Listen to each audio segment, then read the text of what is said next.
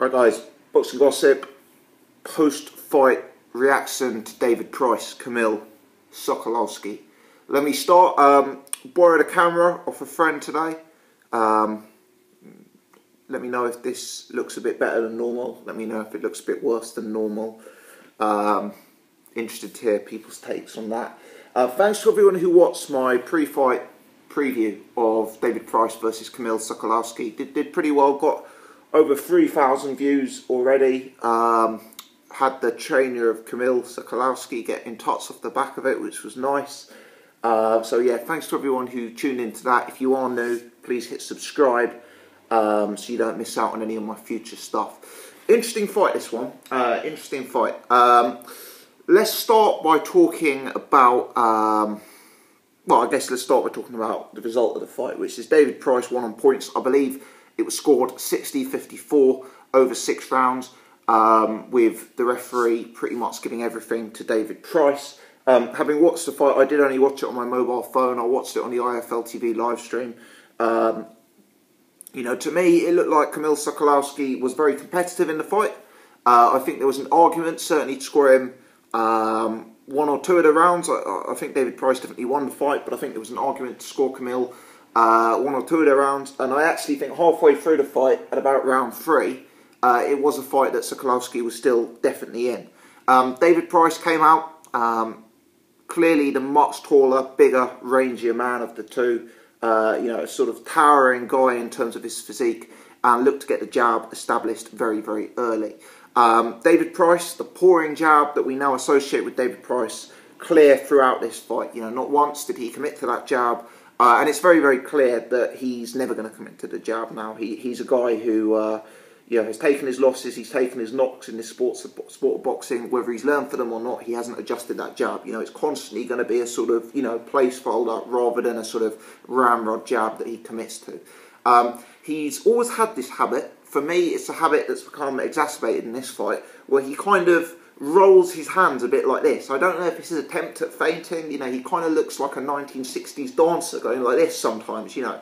He kind of has the hands down low, he's going like this, you know, and then he'll just, you know, kind of stick that jab out. It's pointless. All of this sort of hands low doing this, you know, when he steps up to European level again, that's where a fighter's just going to come straight over the top and catch him on the chin, because he's so upright, he's so stiff, and his hands are sort of, you know, I don't know if it's feinting or whatever, but, you know, he's just, his hands are low, he's not sticking that jab out. You know, Kamil Sokolowski, whenever Sokolowski charged at him, and Sokolowski did well in this fight, credit to him, but yeah, let's be honest, he took a rather basic Route 1 approach.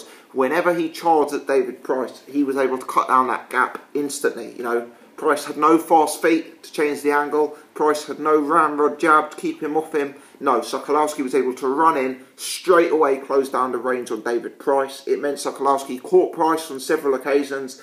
Price resorted to holding, trying to stifle his opponent. You know, for me, continues to look very uncomfortable when someone's putting the pressure on him. Has very, very, very little, if anything, on the back foot. You know, and looks defensively panicked, and panicked on the inside. He really does.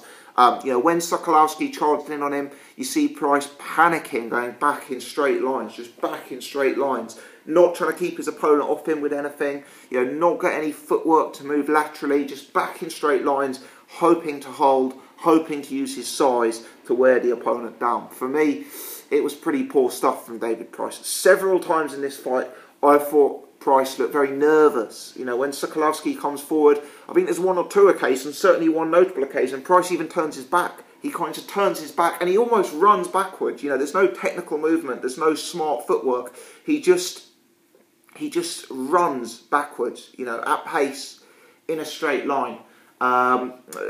Pretty average stuff, I've got to say. You know, a lot of people saying this is nothing new. You know, this is what David Price has always been. I actually disagree. David Price has regressed for me substantially. He really has. People forget, you know, early on in his career, he was icing out guys like John McDermott, Sam Sexton, Audley Harrison. You know, he was absolutely destroying opponents like that. Nowadays, if he stepped up to those guys' equivalent, he'd probably get beaten. You know, we saw him here today. Kamil Sokolowski Very decent fighter, much better than his record suggests. Put in a very, very admirable showing yet again in this fight. But we know the kind of level that Sokolowski is at. And for me, Price and Sokolowski was actually a competitive fight for large spells of the matchup. You know, it really was. If Price took a British level fight, you know, maybe you'd pick him just about over the likes of David Allen, or maybe over the likes of Ian Lewison or Gary Cornish. Let me tell you, if David Price was fighting guys like Daniel Dubois, Joe Joyce, Derek Chisora, at this stage I'd probably make him an underdog in those fights. Yeah, we've always looked at David Price, right? And I've always said, oh, someone like Joshua won't fight David Price, because David Price always has that classic heavyweight puncher's chance, you know. David Price always has that right-hand bomb, and if he connects it, it's game over. But the truth is, that puncher's chance is becoming even less of a puncher's chance than it was 3 or 4 years ago. He's not even throwing that right hand. You know, I hear some reporters saying afterwards he said he wanted to go the distance against Sokolowski. You know, because he wanted to get the rounds. You know, I'm dubious of that as an explanation. You know, I think he's a timid fighter. I think he's a damaged fighter. I think he's a scared fighter.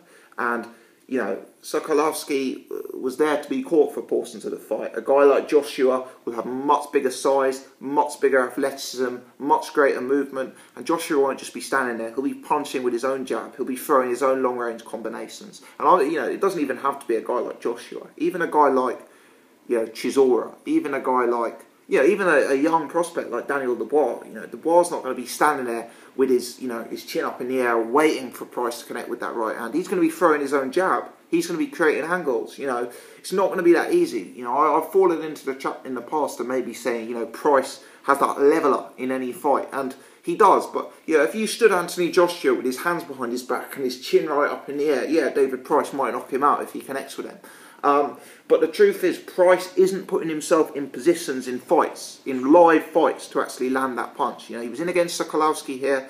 At no point did you really see Sokolowski wobbled. At no point did you really see him troubled. At no point did you really think Price was going to get the stoppage. At no point did Price really even put himself in the right positions to get his best work off and to land his best punches. You know, for me, it was a Price fighting, desperate to avoid getting beaten. It was a tentative Price, looking to steal rounds behind the flick of a jab, looking to score points and stay out of trouble. And, you know, up at even British level, you're going to need more than that. I'm afraid that David Price has regressed. I'm afraid that he's damaged beyond repair. Price is clearly a guy who has not adapted his game after defeats whatsoever. You know, we saw him here. I think Derry Matthews was in the corner. Now, nothing against Derry Matthews, but, you know, Matthews is a Scouser, Price is a Scouser, presumably they're mates of some variety. Yet another example of Price looking to do something new with a trainer, and what's he done? He's gone with someone from Liverpool, someone who's probably a mate of his, someone with no CV as a trainer. You know, Derry Matthews may go on to be a world-class trainer, I don't know. But at this point in time, I'm unaware of the great fighters that Derry Matthews has trained. You know, what is David Price going to do? The definition of insanity is doing the same thing over and over and over again and expecting a different result. You know, what is Price going to do? Does he really think that working with Derry Matthews is the answer? Does he really think that flicking jab is the answer? Probably not. Probably not. He's got to do something different, but the fact that he persists in doing the same thing over and over again and making the same mistakes that even, you know, even someone who's been watching boxing for 20 minutes can clearly pick out. You got to ask yourself, is this a guy who's just too set in his ways, and whether this is probably an example of can't teach an old dog new tricks. And Price has become that proverbial old dog, I'm afraid. Yeah, I look at my Facebook, I look at my Twitter, people are going mental when David Price is fighting. There's genuine excitement. People like watching David Price fight. They like watching David Price fight. He's almost got that Amir Khan factor about him. You know, at any moment, he could get sparked clean unconscious. You know, at any moment, if he does land that right hand from the gods, his opponent could get wiped out. You know, he's got that entertainment factor, that intrigue about him. And I understand that that's creates an interesting dynamic. I get that. And because of that, he probably will, you know, get big fights. I can see his IFL TV numbers last night were very good. He's still a well-known guy. He's still a guy who, you know, the public is aware of and talks about and wants to tune into. He probably will get those good fights. But I think that if he fights even someone like a Chisora, you know, someone like a Dillian White, I think he'll get destroyed. Because I think he panics when somebody shows any ambition. He's got nothing on the back foot, nothing on the inside, nothing in terms of defence whatsoever. I think he's now too tentative with that right hand, which is his one chance. I think his jab is possibly even worse than it used to be. And I think I could see Price having another comeback fight, getting beat at sort of British to Euro level, and then maybe getting 1 or 2 big paydays on his way out of the sport against the likes of Daniel Dubois and Joe Joyce. Does he still have that puncher's chance?